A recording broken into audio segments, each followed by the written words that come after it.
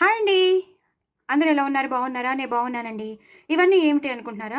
ఇవేం లేదండి, ఈ సీజన్‌లో మామిడికాయలు వస్తాయి కదా! మనం ఆవకాయ పెట్టుకుంటాం, మాగాయ పెట్టుకుంటాం, మెంతికాయ పెట్టుకుంటాం, బద్దలేసుకుంటాం, తురుముడు పచ్చడి చేసుకుంటాం, మామిడికాయ పప్పులు చేసుకుంటాం, ఎన్నెన్నో మామిడికాయలతో మురబ్బా చేసుకుంటాం, ఎన్నెన్నో చేసుకుంటాం. మామిడికాయతో మల్టీపర్పస్ ఇంకా చెప్పలేము. ఎన్నో మామిడికాయ పెసరపప్పు పచ్చడని ఇలా చెప్పలేము. ఎన్నెన్నో పచ్చళ్ళు చేసేసుకుంటూ ఉంటాం.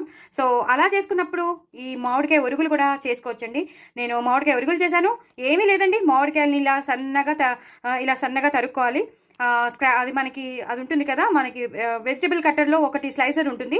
ఆ స్లైసర్లో మనం ఇలా సన్నగా చిప్స్ లాంటిది ఉంటుంది చూసారా, ఆ చిప్స్ దాంట్లో మనం ఇలా చేసేస్తే ఇలా సన్నగా వచ్చేస్తాయి.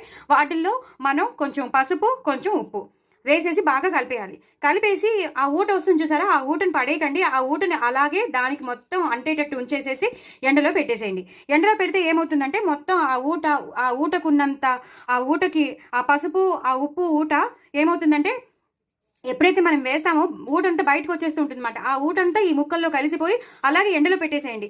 చక్కగా 3-4 రోజులు, ఇది ఇంకా రెండో రోజేనండి, రేపు మళ్ళీ నేను పెడతాను. కొన్ని ఎండిపోయిన ఉన్నాయి చూసారు కదా, ఎంతో బాగా ఎండిపోయి కొన్ని కట్ అయిపోతున్నాయి. ఇంకా 2-3 రోజులు పెడతానండి. ఒక వారం రోజులు మంచి ఎండల్లో పెట్టేస్తే మాత్రం మీకు ఆమ్చూర్ లాగా ఇలాగా తయారైపోతుంది. సో ఇలా మనం ఎప్పుడైనా సరే చక్కగా మనం చేసుకోవచ్చండి. మామిడికాయ పప్పులో వేసుకోవచ్చు. మనకి చింతపండు లేనప్పుడు, చింతపండు వాడకూడదు అన్నప్పుడు ఇవి మనం పులుపు కింద వాడేస్తే సూపర్ టేస్టీగా ఉంటాయి. సో అందుకే మీకు చూపిద్దామని చెప్తున్నానండి. సో ఎలా చేయాలో మీకు చెప్పేశాను కదా. చక్కగా ఉప్పు, పసుపు మొత్తం అంతా పట్టించేసి ఎండలో పెట్టేయాలి. ఒక వారం రోజులు చక్కగా ఎండబెట్టేస్తే మనకి ఒరుగులు తయారైపోతాయి. తప్పకుండా మీరు ఇది చేసుకోండి. ఇవి ఫ్రీజర్లో పెట్టుకోండి లేదా ఫ్రిడ్జ్లో పెట్టుకోండి.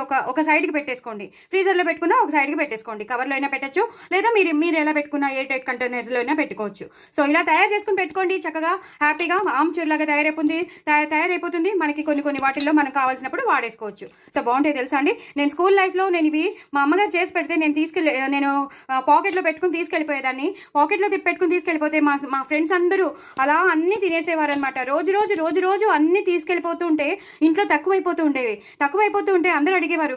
మా మమ్మీ అడిగింది, ఏంటి మొత్తం అంతా బాటిల్లో పెట్టినవన్నీ తక్కువైపోయాయి ఏంటి అని చూసిందండి. ఒకరోజు చూసి అప్పుడు తెలుసుకుంది ఏంటంటే నేనే తీసుకెళ్ళిపోతున్నాను, స్కూల్లో అందరికీ పంచుతున్నానని.